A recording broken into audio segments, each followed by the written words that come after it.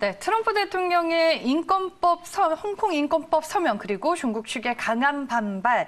하지만 그럼에도 불구하고 이 트럼프 대통령과 백악관 측은 여전히 미국과 중국의 1단계 무역 합의 가능성에 그래도 중점을 두고 있습니다. 시장의 이슈들 지금부터 자세하게 정리를 해보겠습니다. 오늘은 유안타증권 글로벌 인베스트먼트의 유동원 본부장과 함께하겠습니다. 본부장님 안녕하세요. 네, 안녕하십니까? 네, 지난주부터 이제 시장에 좀 이슈가 되고 있는 부분입니다. 트럼프 대통령의 홍콩 인권법 서명이 미국을 포함한 지금 글로벌 증시에는 어떤 영향을 미치고 있나요? 네, 뭐 한마디로 글로벌 증시의 변동성을 이야기하고 있다라고 보시면 되겠고요. 결국은 지금 불확실성이 확대가 되고 있는 상황인 것은 사실입니다. 지난주 금요일부터 보시면은 우리가 지켜보고 있는 이 공포와 탐욕 지수라는 게 있는데요. 시장이 굉장히 좋았습니다. 그래서 공포 탐욕 지수가 거의 탐욕 구간인 90 이상까지도 올라가기도 했었지만 지금 현재의 미중 무역 전쟁 이슈로 가지고 이 지수가 많이 하락을 했습니다. 많이 하락해서 어제까지는 벌써 74까지 좀 하락한 것 같고요. 오늘 아침까지는. 그리고 또 이 부분뿐만이 아니라 빅스 지수라고 해서 변동성 지수이죠. 계속 증시가 상승하는 주간에 있었을 때는 큰 폭으로 하락을 해서 12가 깨져서 내려오는 현상까지도 나왔었지만 최근에는 좀 많이 반등을 해가지고 지금 14.38까지 기록 중입니다. 그만큼 변동성이 크게 확대가 됐다라는 것이 되겠습니다. 이렇게 변동성이 확대가 되니까 유가도 큰 폭의 폭락이 있었죠. 지난 금요일 날 거의 4% 가까이 하락하는 현상. 자, 이런 것 대부분 다 무슨 내용이냐면 전형적으로 리스크 회피 현상이 나타나고 있는 상황이다라고 말씀을 드리겠습니다. 이 이유는 뭐 당연하지요. 그 트럼프 대통령이 홍콩 인권 법안을 서명을 했기 때문에 그렇습니다.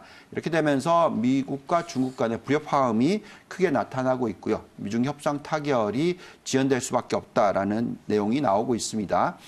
중국 정부가 지금 미국의 홍콩 인권법은 내정 간섭이라고 강력 대응할 것이라고 경고를 했고 또 이에 따라서 미중 무역 타결 가능성이 점차적으로 늦어지고 있다라는 부분이 시장에 어떤 이 어려움으로 나타나고 있다고 보시면 될 것 같습니다. 네, 말씀해 주셨다시피 중국 측에서도 지금 강하게 반발을 하면서 목소리를 내고 있는 상황인데 그러면 미중 무역 협상에 대한 불확실성 우리가 12월 15일까지는 좀 안고 가야 하나요, 본부장님? 네, 전반적으로는 좀 지연될 수밖에 없을 것 같긴 합니다.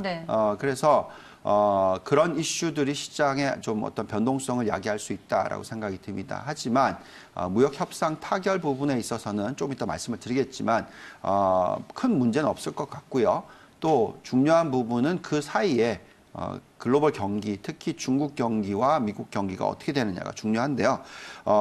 저희가 생각할 때는 큰 무리는 없을 거다라고 생각을 하고 있습니다. 일부에서는 경기 침체가 일어날 가능성에 대해서 얘기를 많이 합니다. 특히 최근에 보면은 이제 중국에 대해서 얘기를 많이 하는데요. 기사들이 올라온 내용을 보면은 중국이 금융위기에 빠질 거다. 지금 중국 기업들의 동맥 경화가 일어나고 있다. 또 중국 은행들의 13%가 파산 위기다. 이런 식의 얘기를 하면서 약간 공포를 만들어내고 있습니다. 실질적으로 중국 기업들의 부채 비율이 높은 것은 사실입니다. 그렇지만 현재의 중국 정부의 지준율 추이라든지 그리고 또 통화 정책이 적절하게 이루어지고 있는지 하는 것을 보면 우리가 판단하기에는 중국의 경제 위기가 2020년에 발생할 가능성은 굉장히 낮다라고 판단하고 있습니다. 물론 미중 무역 전쟁이 계속 이어져서 협상 타결도 안 되고 계속 수출이 엉망이 되고 이렇게 된다면 당연히 중국이 큰 위기에 봉착할 수도 있습니다만 저희가 볼 때는 둘 다 1차 협의는 꼭 해야 되는 그런 상황이다라고 생각하고 있거든요. 그래서 지금은 경기 침체라든지 금융위기 등을 감안하는 우려는 좋지가 않다. 그렇게 전략을 짜면 안 된다는 말씀 드리겠습니다. 네.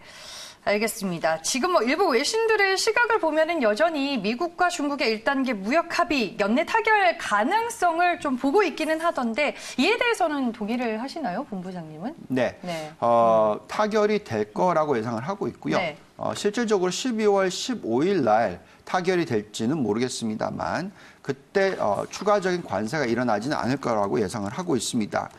그리고 또 그 사이에 12월 달에 나오는 지표들이 경기 침체가 아닌 안정적인 경제 성장률을 유지하고 있다라는 부분이 나올 것이라고 생각하고 있기 때문에 저희가 판단할 때는 무역 협상이 타결이 일어나지 않는다 하더라도 당장은 큰 폭의 하락장이 나타나지는 않을 것이다라고 예상을 하고 있습니다. 지금 보시면은 중국 통계청 PMI가 발표가 됐었죠. 50.2가 나왔습니다. 처음으로 지난 4월 이후에 처음으로 50 이상으로 올라갔다라는 것이고요. 그만큼 확장 국면이 전환됐다라고 말씀드리겠습니다. 또한 비제조 PMI 지표는 54.4를 기록하면서 계속적으로 확장 국면을 보여주고 있습니다. 해외 수출 부진은 당연하게 사실인데 미중 무역 협상 타결이 일어나지 않고 있기 때문에 그렇죠. 그렇지만 중국 내 수요는 계속적으로 증가하고 이어지고 있기 때문에 또한 소비자 신뢰 지수도 큰 폭 회복하고 있기 때문에 큰 문제가 없다라고 판단하고 있습니다. 지금 중국의 통화 정책과 금리 추이를 보면 이런 내용이 잘 나타나고 있는데요. 최근에 중국 금리, 대출 금리라고 해서 LPR이라고 하죠. Loan Prime Rate라고 합니다.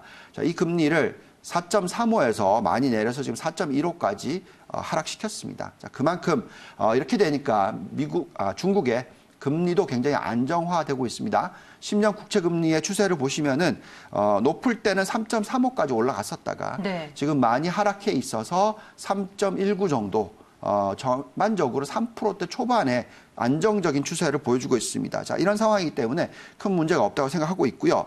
또한 최근에 한국은행이 중국 은행들에 대한 부실에 대한 우려, 이 부분에 있어서 이 리포트가 나왔는데요. 내용 보면은 실질적으로 중소은행들의 부실화가 발생한다 하더라도 실물 경제에 큰 영향을 미치지 못할 것이다라고 얘기합니다. 네. 저희도 그렇게 판단하고 있고요. 그 이유는 그만큼 통제 능력이 가능한 지금 중국 정부다라고 판단하고 있습니다.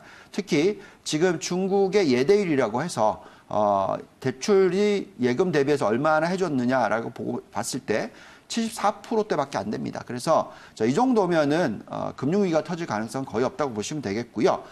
또한 아까 나왔던 통계청 PMI 지표는 정부가 조작한다 뭐 이런 얘기까지 나오니까 맞아요. 제가 볼 네. 때는 그것보다 차이신 PMI 지표를 보는 게 중요한데요.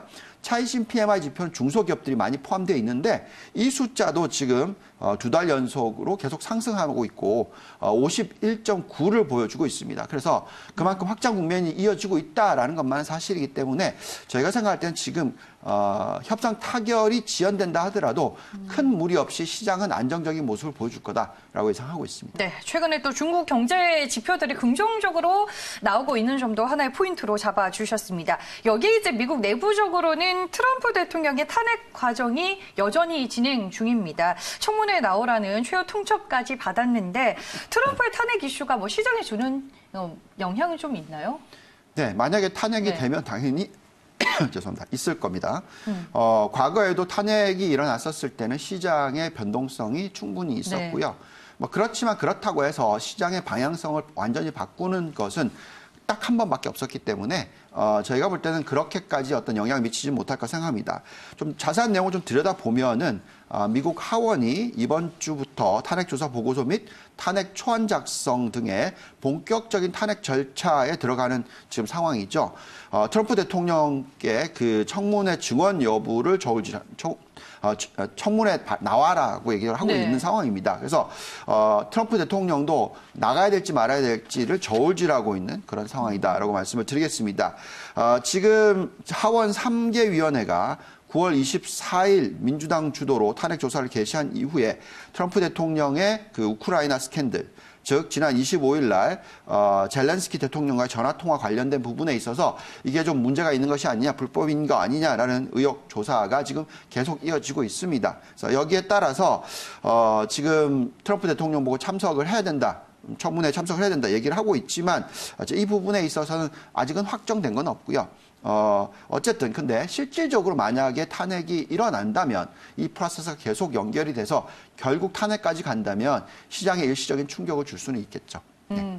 탄핵까지 가느냐 마느냐 그 여부가 중요한데 시장에서는 여전히 트럼프 대통령의 탄핵 가능성을 지금 낮게 보고 있나요? 어때요? 네, 그렇습니다. 지금 트럼프 대통령이 지금 경제 부분에 있어서 굉장히 잘하고 있다는 얘기를 듣고 있고, 네. 자 이것을 또 가정해서 트럼프 대통령이 하는 얘기를 좀 들어보면은요, 민주당을 갖다가 적극적으로 비난했죠. 트럼프 대통령의 말은 영국에서 나라를 대표의 나토 정상회의에 참석할 것이지만 민주당은 역사상 가장 우스꽝스러운 탄핵 청문회를 개최한다.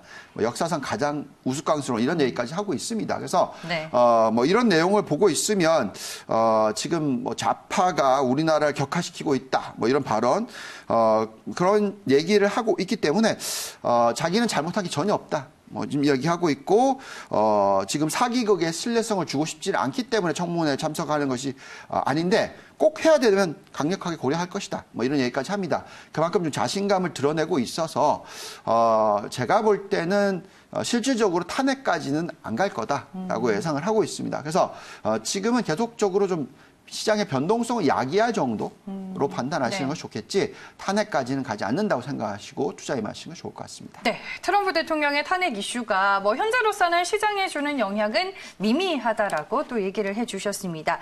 지금 시장에서 미중 무역 협상과 관련한 불확실성도 남아 있고 변수들이 지금 산적해 있지만 또 미국에서는 최대 쇼핑 시즌이 진행이 되고 있습니다. 긍정적인 소비 지표가 과연 또 뉴욕 증시 안에서 모멘텀이 될 수 있을지도 궁금하네요. 네, 소비는 좋을 거다 생각하시는 게 맞습니다. 네. 자, 그렇기 때문에 지금 글로벌 경기나 또 글로벌 증시가 큰 폭의 변동성, 하락장이 나타나지 않을 거다라고 예상하고 있습니다.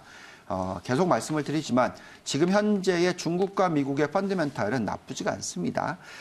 지금 미국 경제를 놓고 말씀을 드리면 3, 4분기 경제 성장률 2.1%가 나왔어요.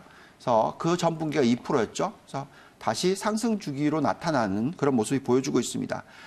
제가 계속 여러 번 말씀을 드렸던 내용인데 미국의 경제 잠재 성장률은 낮게 봤을 때 1.5%, 높게 보면 2% 이상 네. 나옵니다. 그렇기 때문에 지금같이 적극적인 부양 정책이 일어나고 있는 상황에서는 2% 경제 성장률을 지켜낼 수 있는 가능성이 상당히 높다라고 말씀을 드리겠습니다. 또한 이 경제 성장률을 이끌어가는 가장 본 바탕인 소비 부분, 소비자들의 어떤 구매 능력 이런 부분들을 봐야 되는데요. 지금 보시면 임금 상승률이 제법 큰 폭으로 상승을 하고 있습니다.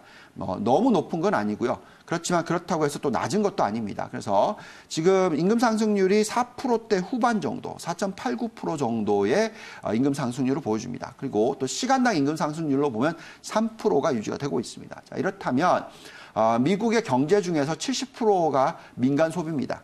자, 이게 적어도 연간 단위로 3% 성장을 하면 37, 21이죠. 네. 2.1% 정도 성장합니다. 그래서 경제 성장률이 안정적으로 보일 것 같다라고 생각을 하고 있고요. 여기에 결국 노동 참여율도 지금 상승하는 추세가 있고 또 소비자 지출도 증가율에 있고 그 이외에 아시겠지만 실업률도 굉장히 낮게 유지가 되고 있는 상황입니다. 그래서 이런 여러 가지 수치를 봤었을 때 미국의 경제 성장률이 안정적으로 흘러갈 것이기 때문에 소비 지표 아까 말씀하셨듯이 지금 쇼핑 시즌 네. 숫자들이 계속 좋게 나올 거다고 예상하시면서 투자 임하시는 것이 좋겠습니다. 네, 미국의 경제 상황, 소비 지표를 포함해서 여전히 견고하다라고 말씀을 해주셨습니다. 11월 말까지만 해도 신고가 랠리를 펼쳤었던 뉴욕 증시 최근에는 신고가를 또 잠시 멈추는 흐름들이 연출이 되고 있습니다. 오늘 새벽에 3대 지수가 어떻게 마감이 됐는지 한번 체크를 해보겠습니다.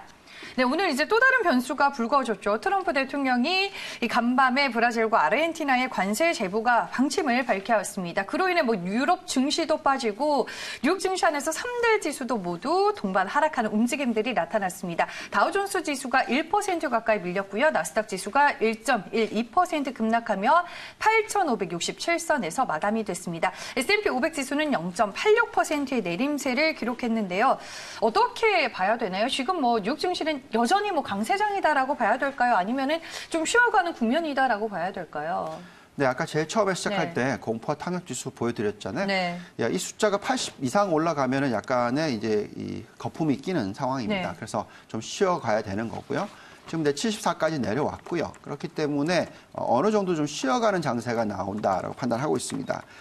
실질적으로 상승폭이 앞으로 이제 둔화가 된다. 뭐 그럴 수 있습니다. 그렇지만 지금 현재 저희가 들여다보고 있는 여러 가지 모델들을 놓고 판단을 했었을 때 미국 증시의 상승 가능성은 충분히 남아있다고 판단하고 있고요. 앞으로 1년 가까이 봤었을 때 20% 정도 상승 여력을 가지고 있다고 판단하고 있습니다. 그래서 쉬어간다 하더라도 점차적으로 상승하는 추세가 나올 것이고요. 만약에 또 산타랠리가 나온다면 많이 상승했다가 좀 더 쉬어가는 장세, 뭐 이런 식의 어떤 상승과 쉬어가는 장세를 이어가는 추세를 계속적으로 이어갈 거라고 판단하고 있습니다.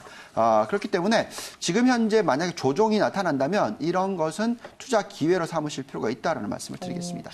네, 뭐 상승 추세는 유지될 것이다라고 전망을 해주셨는데 앞서 언급드렸다시피 트럼프 대통령이 뭐 브라질과 아르헨티나에 관세 재부과 방침을 또 밝혔어요.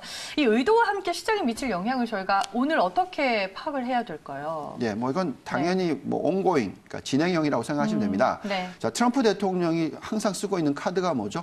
당연히 무역 전쟁 이슈 카드죠. 관세입니다. 그렇게 해서 뭔가를 좀 어떻게 좀 강하게 얘기하면 뜯어내려고 한다. 다른 국가들한테. 네. 그래서 그런 식의 지금 정책을 쓰고 있기 때문에 그건 뭐 당연한 추세라고 보시면 되겠고요.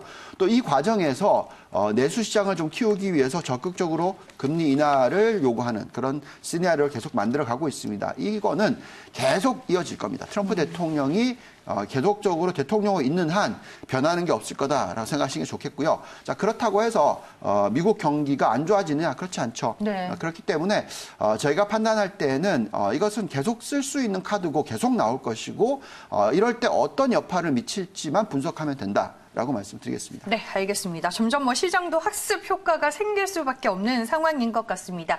오늘 저희가 글로벌 시장 중심으로 많은 이슈들을 살펴봤는데 국내 증시도 많은 분들이 궁금해하실 것 같아요. 워낙 또 뉴욕 증시에 비해서 상대적으로 11월 동안 못 갔잖아요. 네. 과연 그러면 국내 증시는 우리가 12월 산타랠리를 기대해 볼 수 있는 건지 어떻게 보세요?